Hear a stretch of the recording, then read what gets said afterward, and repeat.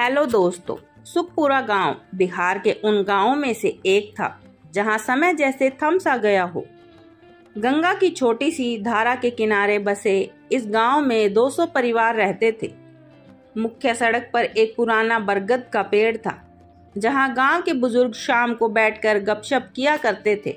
इसी गांव के अंतिम छोर पर रामकिशन सिंह का छोटा सा कच्चा मकान था।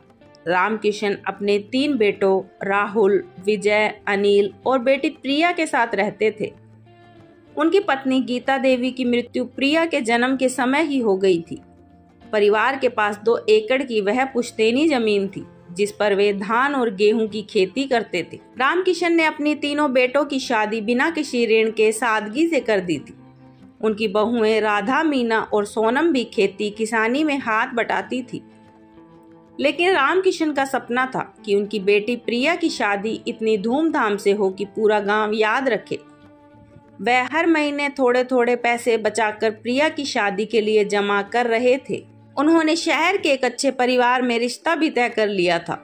लड़का मनोज इंजीनियर था और विदेश जाने वाला था। एक सर्द शाम रामकिशन आंगन में बैठे खाना खा रहे थे कि अचानक उनका सिर घूम गया। वह जमीन पर गिर पड़े। डॉक्टर ने बताया कि उन्हें ब्रेन हेमरेज हुआ है और तुरंत ऑपरेशन जरूरी है। अस्पताल ने 1 लाख की मांग की।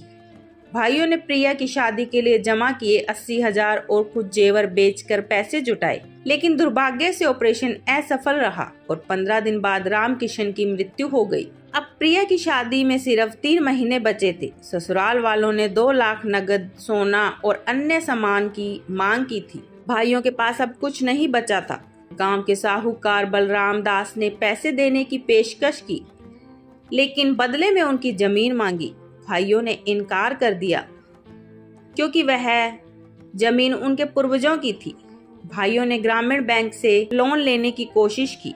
बैंक मैनेजर मोहन शर्मा ने उन्हें महीनों तक इधर उधर भटकाया। बाद में पता चला कि मोहन शर्मा और बलराम दास गांव के गरीबों को ठगने के लिए साथ मिलकर काम करते थे। शादी से ठीक 10 दिन पहले जब सभी रास्ते बंद हो गए तो तीनों भाइयों ने एक साहसिक योजना बनाई। उन्होंने रात के अंधेरे में बैंक की पिछली दीवार तोड़ी और सिर्फ 2 लाख ही लिए, न ज्यादा न कम।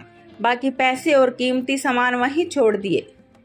प्रिया की शादी पूरे गांव में धूमधाम से हुई। ससुराल वाले भी खुश थे, लेकिन विदाई के बाद तीनों भाइयों ने एक महत्वपूर्ण फैसला लिया। वे सीधे पुलिस थाने पहुंचे और इंस्पेक्टर राजेश कुमार को सारी कहानी सुनाई। इंस्पेक्टर ने बैंक मैनेजर को बुलाया और पूरी सच्चाई सामने लाई।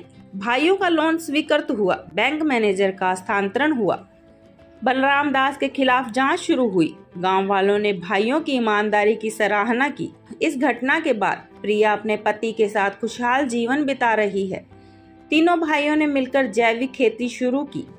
गांव में भ्रष्टाचार के खिलाफ जागरूकता फैली। बैंक ने गरीब किसानों के लिए विशेष योजना शुरू की। मजबूरी में गलत रास्ता चुनना भी गलत है, लेकिन उसे स्वीकार करना साहस का काम है। भाई बहन का प्यार सबसे बड़ा धन है। भ्रष्ट व्यवस्था के खिलाफ आवाज उठाना चाहिए।